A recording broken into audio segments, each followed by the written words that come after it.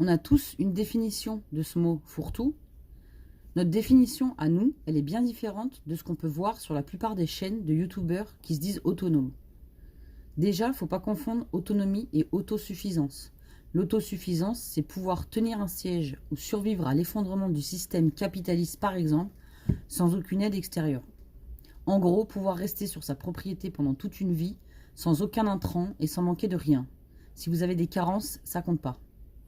L'autonomie, c'est la démerde. C'est se démerder dans n'importe quelle situation pour pas dépendre des autres ou de l'argent. Se servir de sa tête et de ses mains pour s'offrir ce qu'on n'a pas les moyens de s'offrir.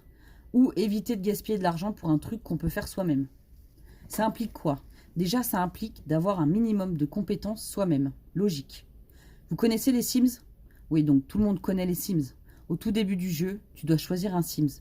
Chacun des Sims a un niveau différent dans des compétences différentes. Est-ce que naturellement, pour commencer ton aventure avec pas un rond et pas de maison, tu vas plus vite aller vers le Sims qui a le plus de compétences ou vers celui qui te coûte moins cher mais qui va foutre le feu dès qu'il va toucher une casserole? Voilà. L'autonomie, c'est entretenir son réseau, c'est se gaver intellectuellement en permanence pour augmenter ses compétences et ses connaissances. C'est être curieux de tout, vouloir donner un sens à tout, faire soi-même et se donner de la valeur pour devenir soi-même une monnaie d'échange qu'on n'a pas dans son porte-monnaie.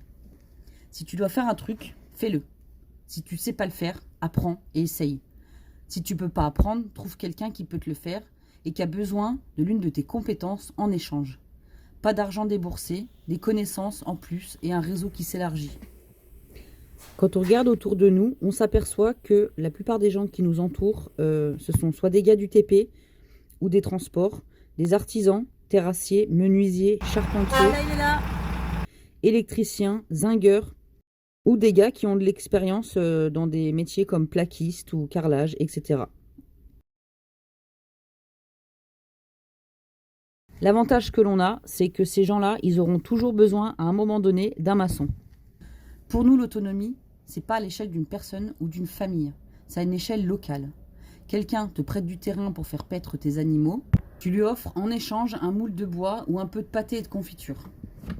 Ton collègue vient de faire tes joints de placo parce que tu connais rien. En échange, tu iras lui faire son enrochement chez lui. La première chose à faire quand on est en recherche d'autonomie, c'est apprendre à réduire ses besoins. Est-ce que tu as vraiment besoin d'acheter des fringues neuves aussi souvent? Est-ce que tu as vraiment besoin de partir en vacances aux quatre coins de la planète? Est-ce que tu as vraiment besoin de changer ta voiture tout de suite? Est-ce vraiment utile de racheter des chaussures neuves à tes mômes à chaque saison? Alors clairement, nous sommes loin d'être autonomes et indépendants de l'argent surtout. On utilise des matériaux de construction pour rénover notre maison, on fait encore des courses en supermarché, on paye des assurances, des forfaits de téléphone, du carburant et des prêts bancaires. Mais dans notre société, il y aura malheureusement toujours une partie des besoins qui ne pourront être soldés que par l'argent. À côté de ça, nous avons beaucoup de chances de bénéficier de la sécurité sociale et de la retraite. Quoi qu'on en dise, et là n'est pas le débat, ça n'est pas le cas dans la majorité des pays. Alors après, il y a le grand débat du salariat quand on veut devenir de plus en plus autonome. Mais clairement, j'ai pas envie de rentrer dans ce débat. Le salariat, c'est à l'heure actuelle ce qui occupe le plus nos vies, mais c'est aussi ce qui nous a permis d'accéder à la propriété d'une maison et de beaucoup de terrain dans un département où les prix flambent à cause des stations de ski et de la proximité de la frontière suisse. Alors certes, avec le même budget, on aurait une propriété de 15 hectares dans la Creuse, mais notre souhait, c'est de rester pas loin de notre famille et de nos amis. Si tu as hérité de biens familiaux, comme c'est souvent le cas ici dans nos contrées lointaines, pour les gamins du pays, tant mieux. Sinon, faudra juste sortir un petit peu plus les doigts du cul. Le terme autonomie, ça peut prendre différentes définitions selon à qui ou à quoi tu l'appliques. En philosophie, par exemple, l'autonomie, c'est la faculté d'agir par soi-même en se donnant des propres règles de conduite, quelles qu'elles soient. Si votre règle, c'est d'être un salarié exemplaire et de bosser 42 heures par semaine pour avoir un salaire décent et ne plus dépendre de qui que ce soit, vous êtes autonome.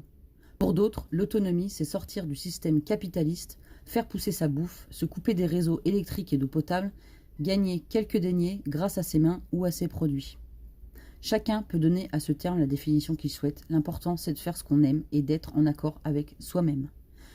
Je nous trouve autonome quand je réalise que ça fait presque 1 an que je ne suis pas descendu en ville. Je nous trouve autonome quand ça fait des années qu'aucun de nos véhicules n'a été au garage. Je nous trouve autonome quand je me rends compte qu'on n'a jamais poussé la porte d'un magasin de motoculture pour acheter ou faire réparer quoi que ce soit.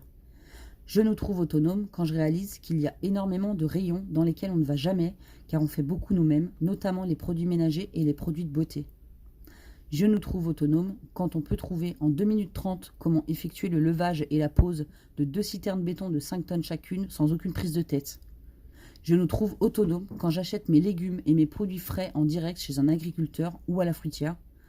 Je nous trouve autonomes quand j'ai pas besoin de lui acheter de légumes parce qu'en fait j'en ai plein dans mon jardin. Je nous trouve autonomes quand, suite à une saison de chasse, on a valorisé la totalité du gibier prélevé, soit sous forme de viande ou terrine pour notre propre conso, soit pour offrir ou échanger. Mon fils de 4 ans se trouve autonome quand il arrive à enfiler ses chaussettes tout seul ou à faire du vélo à pédale.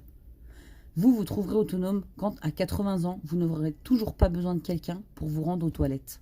En gros, nous serons toujours plus autonomes que l'un et plus dépendants que l'autre. Au final, on s'en fout un peu de connaître notre degré d'autonomie. Ce qui nous importe, c'est de faire notre petite vie tranquille et d'être heureux.